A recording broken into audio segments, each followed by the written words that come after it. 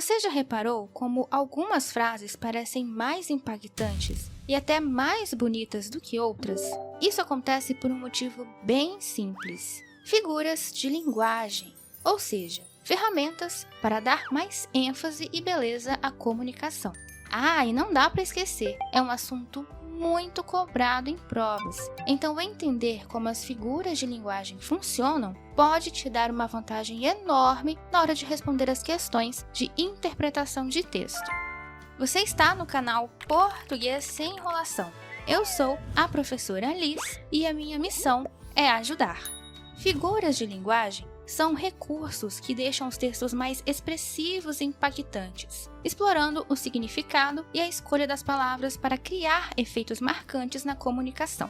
Vamos falar primeiro da metáfora. A metáfora é a relação de igualdade entre dois elementos, sem a presença de conjunção comparativa. Exemplos: tempo é dinheiro. É uma metáfora porque compara duas coisas diferentes, tempo e dinheiro, de forma indireta. Aqui não está dizendo literalmente que o tempo é uma forma de moeda, mas sim que o tempo tem tanto valor quanto o dinheiro. Você tem uma pedra no peito. A frase é uma metáfora, porque não está dizendo literalmente que existe uma pedra dentro do peito de alguém. Na verdade, é uma forma de expressar de maneira simbólica que a pessoa é muito fria, uma pessoa insensível. Comparação: relação de igualdade entre dois elementos com a presença de um conector comparativo. Então, temos palavras como tal qual, como, parecido com. Exemplos: o pensamento é como um diamante bruto. Existe a comparação do pensamento e diamante bruto, mas temos aí a palavrinha como. Essa é a grande diferença entre metáfora e comparação, então tenha muito cuidado para não acabar se confundindo, ok? Mais um exemplo: o escritório parece uma prisão. Parece, comparação. Se por acaso eu substituir parece por é, aí não será mais comparação, mas uma metáfora. Conseguiu compreender a diferença? Metonímia: substituição de um termo por outro, desde que haja uma relação entre eles. Observe que ficará mais fácil de entender. Ele comeu o prato todo. No exemplo, prato substitui o termo comida que estava dentro do prato. Não de fato comeu o prato, mas a comida. Amo ouvir roupa nova. No exemplo, roupa nova é o termo que equivale a músicas da banda Roupa Nova. Catacrese: ocorre quando usamos uma palavra inadequadamente, porque não existe um termo específico para descrever aquele objeto ou situação. Com o tempo, esse uso impróprio se torna tão comum que nem percebemos mais, virando parte de um jeito normal de falar. Por exemplo, na frase "o pé da mesa está quebrado", a palavra pé é uma catacrese. Embora pé seja mais usado ali para descrever as partes do corpo humano, aqui ela serve para nomear a parte da mesa que a sustenta. Outro exemplo: o celular está no braço do sofá. O sofá não tem braço de verdade, ou seja, catacrese. Inclusive, cite as catacreses que você sabe, deixe aqui nos comentários, combinado? Sinestesia: a sinestesia acontece quando misturamos sensações de sentidos diferentes, como visão, audição, tato, paladar e olfato, para criar uma imagem mais impactante. Ela conecta essas sensações de um jeito criativo e marcante. Um silêncio barulhento: essa frase mistura duas ideias: silêncio, que é a ausência de som, e barulhento, um som muito alto, criando uma sensação única de um silêncio tão forte que parece gritar. Outros exemplos de sinestesia: uma luz fria mistura visão e tato, porque fria é uma sensação de temperatura. Um perfume doce mistura olfato e paladar, pois doce é ligado ao gosto. Uma voz macia mistura audição e tato, ligando o som à textura. tinha olhos bem pretos, quentes e doces. Temos a mistura da visão, bem pretos, contato, quentes, e o paladar, doces, para descrever os olhos de alguém. Então, essas combinações deixam a linguagem mais expressiva e criam imagens sensoriais que despertam a imaginação. Perífrase. A perífrase é quando usamos várias palavras para falar de algo que poderia ser dito de forma mais simples, mas que assim fica mais bonito ou interessante. Ela permite destacar características importantes de algo ou alguém. Por exemplo, o rei dos animais. Essa expressão é uma perífrase para falar do leão, porque ela destaca a força e importância dele entre os animais. O país do futebol conquistou mais uma medalha, ou seja, o Brasil, é conhecido por ser o país do futebol. A perífrase deixa a linguagem mais criativa e expressiva. A elipse é uma figura de linguagem em que uma palavra ou expressão é escondida na frase, mas o sentido dela pode ser entendido pelo contexto. Esse recurso é bastante comum em ditados populares. A omissão é feita para dar mais fluidez ao texto e evitar repetições desnecessárias. Observe o exemplo. Ela fez isso e eu. Você tá maluca? Ela fez isso e eu perguntei. Você está maluca? Esse exemplo tem relação com a elipse porque uma palavra foi omitida, mas mesmo assim, nós conseguimos entender o que está sendo dito pelo contexto. No caso, o verbo perguntei foi deixado de fora, mas a frase ainda faz sentido porque fica subentendido que a pessoa perguntou algo, alguma coisa. Ou seja, a elipse é como esconder uma palavra que não precisa ser dita diretamente, porque o contexto já deixa claro o que ela seria. Agora, você precisa tomar cuidado para não acabar se confundindo com outra figura de linguagem chamada zeugma. Zeugma é uma figura de linguagem que acontece quando uma palavra ou expressão já mencionada antes na frase é omitida, mas o seu sentido continua claro e entendido pelo contexto. Por exemplo, gosto de pizza, a Renata de churrasco. O verbo gostar foi omitido, mas já havia sido citado anteriormente. Quando há zeugma, os sinais de pontuação, neste caso a vírgula, marcam a omissão do termo. E é por isso que você não pode confundir elipse e zeugma, duas figuras de linguagem que envolvem a omissão de palavras, mas têm diferenças importantes. Então vamos lá. Elipse, a palavra ou termo omitido nunca foi mencionado antes, mas ainda assim dá para entender pelo contexto. Na festa, muita alegria e diversão. O verbo houve foi omitido, mas é subentendido. Na festa, houve muita alegria e diversão. Você consegue entender? Perfeito. Agora, zeugma. A palavra ou termo omitido já foi mencionado antes e, para evitar repetição, é deixado de fora. Ela gosta de cinema. Eu, de teatro. O verbo gosto foi omitido na segunda parte porque já apareceu antes. Está fácil de entender até aqui? Espero que sim. Agora, sabe o que me deixaria muito feliz? Se você se inscrevesse no canal, deixasse o seu gostei e ativasse o sininho para receber todas as novidades. Eu sempre compartilho aulas bem simples e fáceis. E se você quiser fazer parte do clube de membros, é super fácil. É só clicar em Seja Membro e escolher o plano que mais combina com você. No primeiro plano você já tem várias vantagens bem legais. E com o seu apoio, eu posso continuar criando conteúdos ainda melhores para você. Não perca a chance de fazer parte desta comunidade muito especial. Tenho certeza de que você vai amar. A anáfora é uma figura de linguagem que repete uma palavra ou expressão no início de frases ou versos seguidos. Essa repetição permite reforçar uma ideia, criar um ritmo ou até dar mais força ao que está sendo dito. Ao contrário de zeugma ou da elipse, que omitem palavras, a anáfora faz com que uma palavra ou expressão seja dita várias vezes para chamar atenção para algo importante. Olhe só um exemplo. A vida é bela. A vida é cheia de surpresas. A vida é o que fazemos dela. a repetição de a vida reforça o tema principal e cria uma sensação de harmonia e reflexão. O pleonasmo acontece quando usamos palavras que repetem uma ideia que já está clara na frase. Ele pode ser um erro de linguagem, chamado de pleonasmo vicioso, ou pode ser usado de propósito para dar ênfase, sendo chamado de pleonasmo estilístico. O pleonasmo vicioso acontece quando a repetição não acrescenta nada ao significado da frase, tornando a comunicação desnecessariamente longa e às vezes confusa. Alguns exemplos comuns desse tipo de pleonasmo são: descer para baixo.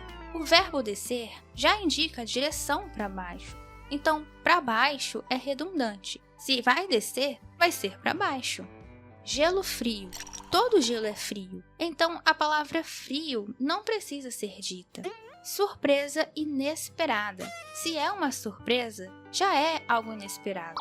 Já o pleonasmo estilístico é usado para reforçar uma ideia ou dar mais emoção a uma frase. Ele é muito comum na literatura, na música e em discursos para dar mais impacto ao que está sendo dito.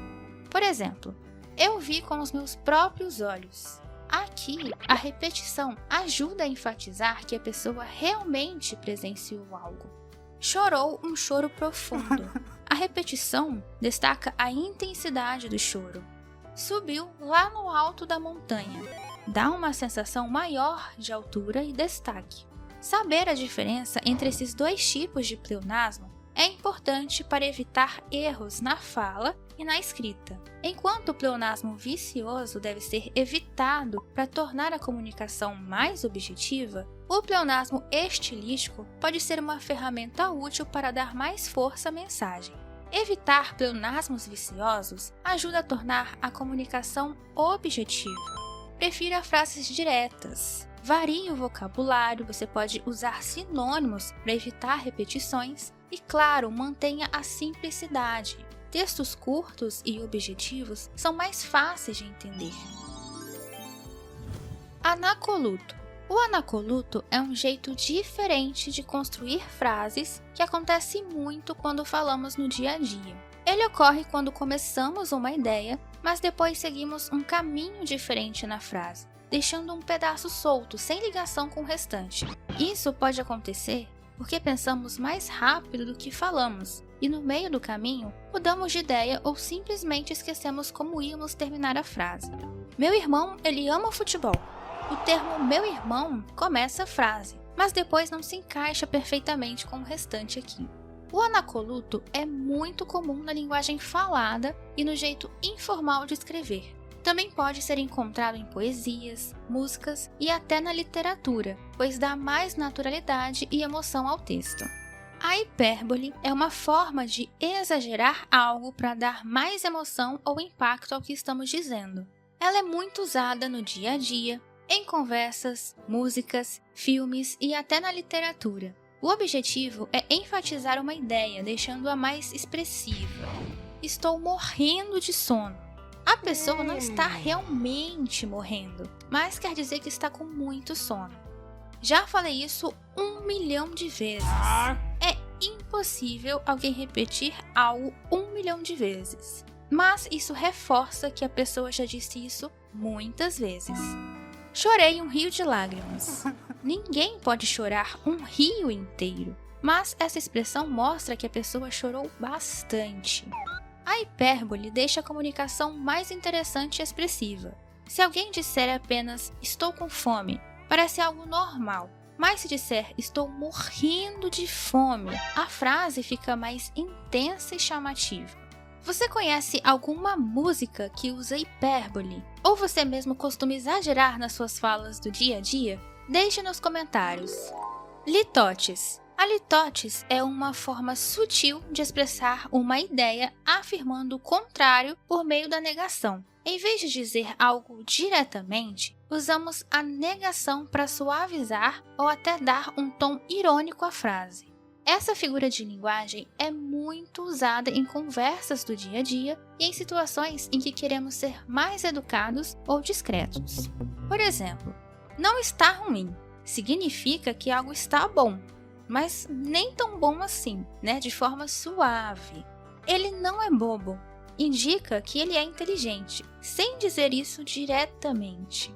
Não foi uma escolha infeliz. Sugere que foi uma boa escolha, mas de forma suave. Por que usamos litotes? Às vezes, dizer algo de forma muito direta pode parecer rude ou exagerado. Litotes ajuda a amenizar a afirmação, tornando a comunicação mais educada. Além disso, pode ter um efeito de ironia dependendo do tom e do contexto. A litotes não é uma das figuras de linguagem mais conhecidas pelo nome, mas é bastante usada no dia a dia. Ela pode parecer menos óbvia do que hipérboles e metáforas, mas tem um papel importante na comunicação. Inclusive, agora que você conhece, vai começar a notar litotes em muitas conversas e textos. O eufemismo é uma figura de linguagem que usamos para suavizar palavras ou expressões que podem ser muito duras ou difíceis de ouvir. Para não dizer algo de maneira direta, muitas vezes escolhemos uma forma mais gentil de expressar a mesma ideia, principalmente em situações delicadas.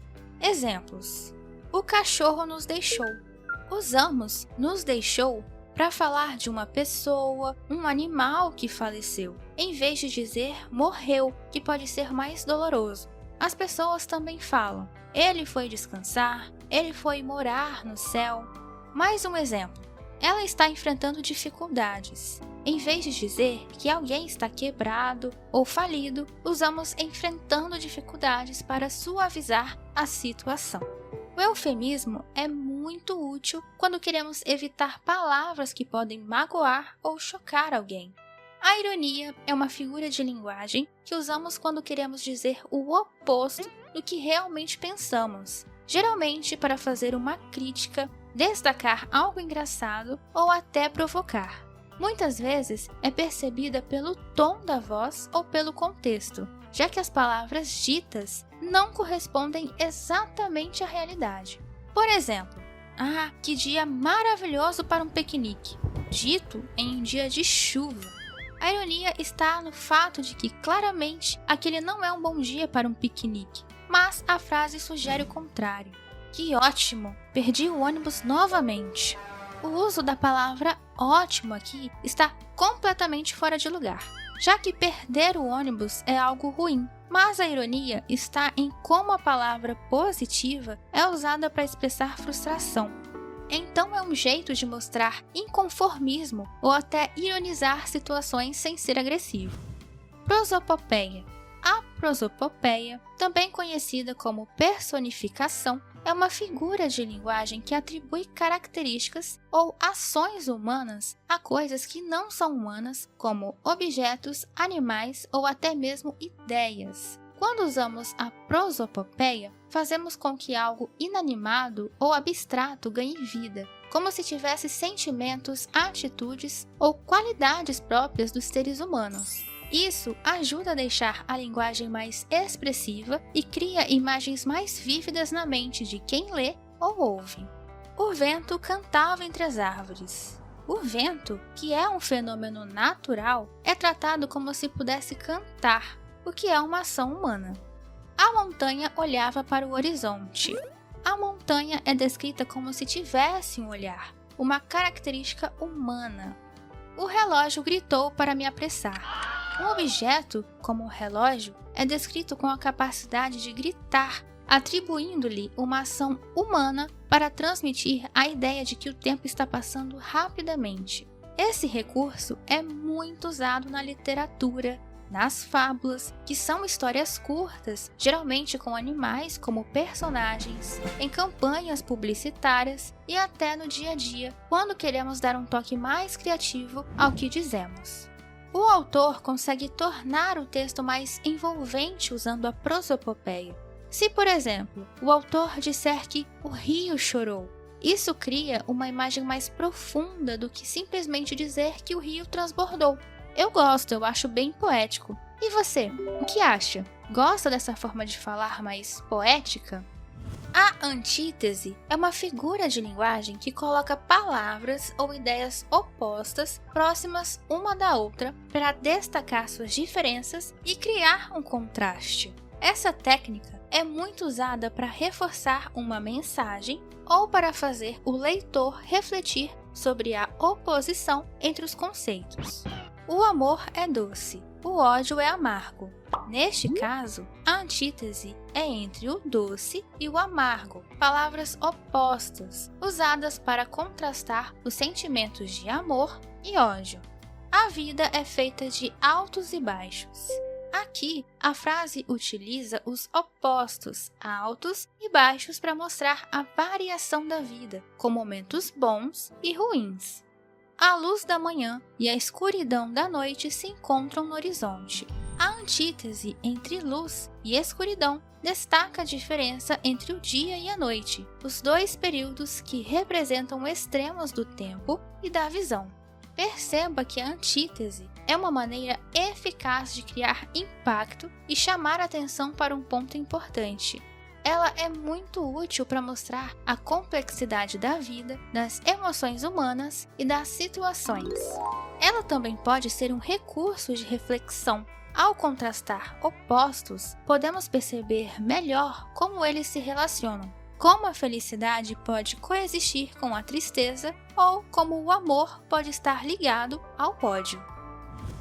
O paradoxo é uma figura de linguagem que combina ideias opostas ou contraditórias em uma única expressão.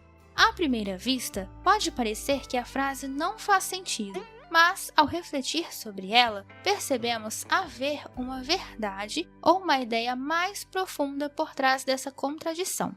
Menos é mais.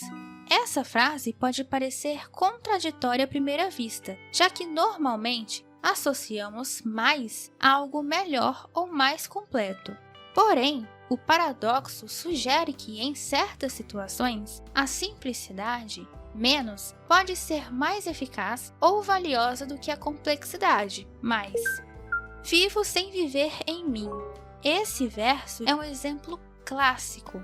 Ele fala sobre alguém que está fisicamente vivo, mas que não sente a vivacidade da vida, como se estivesse espiritualmente ou emocionalmente ausente. A frase nos faz refletir sobre a diferença entre estar vivo e realmente viver. Eu estou cheio de me sentir vazio. Essa frase é um exemplo de como o paradoxo pode expressar uma sensação complexa. A pessoa está cheia de um sentimento vazio, destacando a luta interna entre sentimentos contraditórios, a abundância de um vazio que é, ao mesmo tempo, uma ausência. A gradação é uma figura de linguagem que organiza palavras ou ideias de maneira sequencial, seja aumentando ou diminuindo a intensidade, o tamanho ou a importância delas. Vim, vi, venci. A frase de Júlio César é um exemplo de gradação crescente, em que sequência de verbos vai mostrando ali uma progressão de conquistas. O dia começou calmo, depois ficou agitado e, por fim, virou uma grande confusão. A ideia vai se intensificando, de um começo calmo até uma grande confusão, mostrando a evolução de uma situação. Já a gradação descendente ou anticlímax segue a ideia de reduzir a intensidade das palavras, suavizando o efeito da mensagem. Ela gritou, falou, murmurou e, no final, ficou em silêncio. A ideia de diminuição é clara, do grito até o silêncio. Cada palavra vai suavizando a intensidade. A tempestade começou com ventos fortes, depois chuva pesada e, no final, apenas um chuvisco. Aqui, a gradação mostra como a situação climática foi se suavizando ao longo do tempo. Essa figura de linguagem é uma das mais poderosas porque organiza as ideias de forma que o leitor ou ouvinte possa sentir, em ritmo, as mudanças que acontecem na história ou reflexão. A literação é uma figura de linguagem que se baseia na repetição de sons consonantais em palavras que estão próximas umas das outras. Essa repetição cria um efeito sonoro bem interessante, tornando o texto mais agradável de ouvir e ajudando a dar ritmo e musicalidade ao discurso. O rato roeu a roupa do rei de Roma. A repetição do som R dá um tom mais interessante e divertido à frase, tornando-a mais fácil de lembrar e mais sonora. Silêncio, suavidade, serenidade. Aqui, o som S aparece repetidamente, criando uma sensação de calma e suavidade, que se reflete nas palavras usadas. O sabiá não sabia que o sábio sabia que o sabiá não sabia assobiar. A repetição do som S cria um ritmo divertido e chama a atenção para o jogo de palavras, destacando a ideia de incerteza. A assonância se baseia na repetição de sons de vogais, ou seja, quando as vogais em palavras próximas se repetem, criando um efeito sonoro especial. O poeta com sua pena serena. A repetição do som E nas palavras pena e serena cria uma sonoridade suave e tranquila, o que é adequado para transmitir a ideia de serenidade. A luz azul inundou a rua. A repetição do som U nas palavras luz e rua faz com que a frase soe mais bonita e crie um efeito sonoro que reforça a ideia de luminosidade. A onomatopeia é uma figura de linguagem que utiliza palavras para imitar sons reais, ou seja, ela é a representação de sons que realmente existem no mundo, como o barulho de animais, objetos ou até situações do dia a dia. Ao usar onomatopeias, o escritor consegue fazer o leitor ouvir o que está sendo descrito, o que pode aumentar a expressividade e a emoção da mensagem. É um recurso comum em poesias, histórias em quadrinhos, músicas e até em textos que circulam pela internet. O cachorro late au au. O au au imita o som do latido do cachorro. A abelha zumbia ao meu redor. O som zumbia tenta reproduzir o som característico das abelhas voando.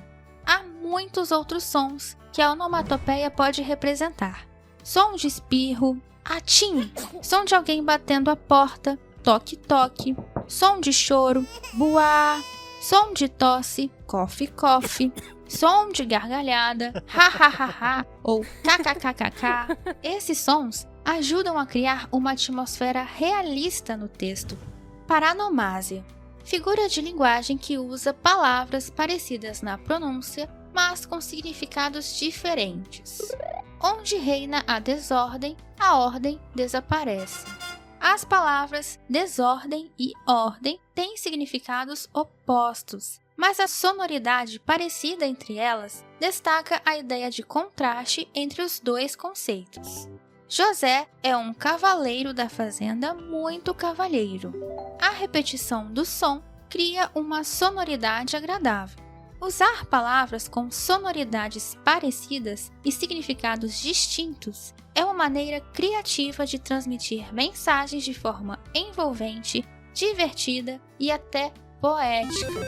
Eu sei que as figuras de linguagem podem parecer muitas e até um pouco confusas à primeira vista, mas eu quero dizer que entender essas figuras é importante, principalmente para quem está estudando a língua portuguesa. Você pode estar até pensando, nossa, tantas figuras de linguagem, como é que eu vou me lembrar de tudo isso? Eu sei que pode parecer muita coisa, mas quanto mais você assistir a esta aula, mais fácil vai ficar. Não tenha pressa. Cada vez que você rever, uma parte vai ficar mais clara e logo você estará usando e diferenciando essas figuras no seu próprio discurso. As figuras de linguagem estão em todo lugar, então não desanime. Se tiver dúvida, assista a esta aula novamente e pratique. Isso vai ser muito útil para as suas provas, para a sua redação e até para melhorar a maneira como você expressa suas ideias. Fique tranquilo que com paciência e prática, você vai dominar esse assunto e se sentirá muito mais seguro em relação à língua portuguesa. Já que você chegou até aqui, recomendo a aula sobre músicas famosas com erros de português e a aula sobre as 10 palavras para enriquecer o seu vocabulário. Então, até a próxima aula. Tchau!